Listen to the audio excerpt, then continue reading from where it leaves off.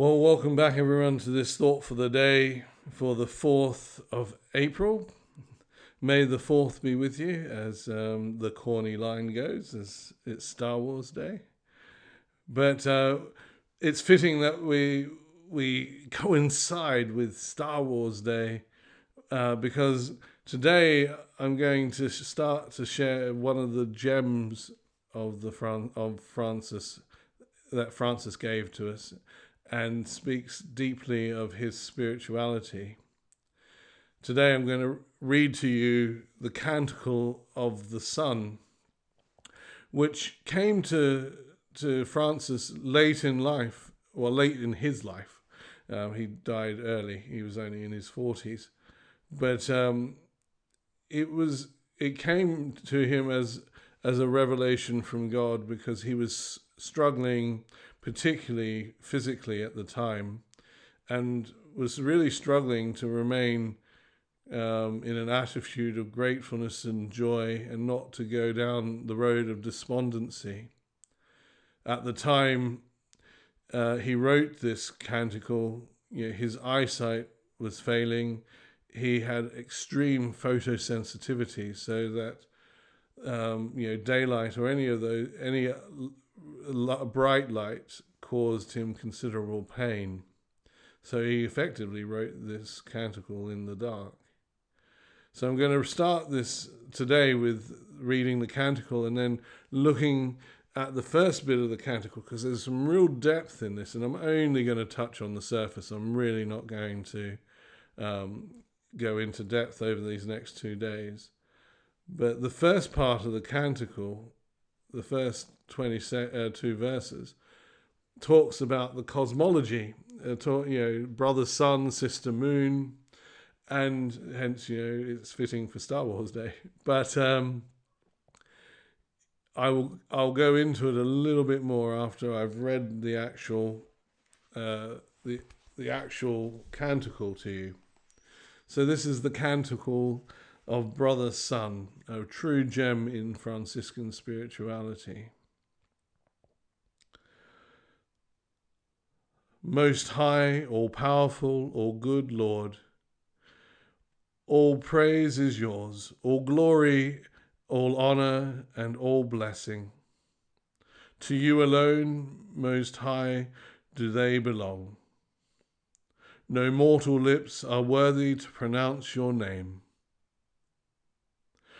All praise be yours, my Lord, through all that you have made.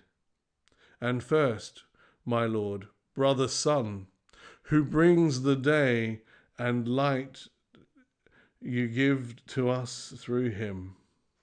How beautiful is he, how radiant in all his splendor. Of you, Most High, he bears the likeness. All praise be yours, my Lord, through sister moon and stars. In the heavens you have made them bright and precious and fair. All praise be yours, my Lord, through brother wind and air. And fair and stormy, all weathers, moods, by which you cherish all that you have made. All praise be yours, my Lord, through sister water, so useful, lowly, precious, and pure. All praise be yours, my Lord, for brother fire, through whom you brighten up the night. How beautiful is he, how gay, how wonderful, full of power and strength. All praise be yours, my Lord, through sister earth, our mother, who feeds us in her sovereignty and produces various fruits and colored flowers and herbs. All praise be yours, my Lord, through those who grant pardon, for love of you, through those who endure sickness and trial. Happy are those who endure in peace. By you, Most High, they will be crowned. All praise be yours, my Lord, through Sister Death, from whose embrace no mortal can escape. Woe to those who die in mortal sin. Happy are those she finds doing your will. The second death cannot harm them. Praise and bless my Lord, and give him thanks, and serve him with great humility.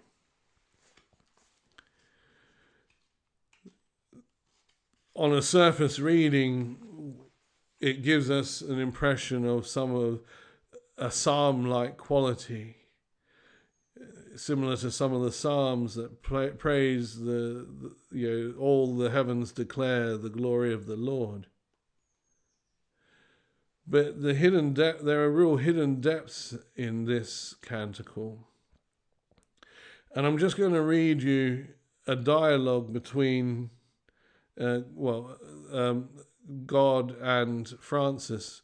So, as I said, Francis was really suffering at this time, and he was in Sant Damiano, that very church that he started to rebuild when he first got his vision and of Christ telling him to rebuild the church. So he's come full circle, and he's not long for this world. He's in agony and pain, and he's a bit worried that he'll fall into a despondency. So, beset by all these inward and outward conflicts, he cried out in his agony that he might overcome the temptation of discouragement. Suddenly, at that moment of his greatest need, God's voice came to him. Tell me, brother, if in compensation for your sufferings and tribulations, you were given an immense and precious treasure, the whole mass of the earth changed into pure gold, pebbles into precious stones, and the water of the river into perfume, would you not regard the pebbles and the water nothing compared to such a treasure? Would you not rejoice? Blessed Francis answered, Lord, it would be very great, very precious, an inestimable treasure beyond all that one can love and desire. Well, brother, the voice said, be glad and joyful in the midst of your infirmities and tribulations. As of now, live in peace as you were already sharing, or live in peace as if you were already sharing in my kingdom. And it was this dialogue that inspired Francis to write this canticle.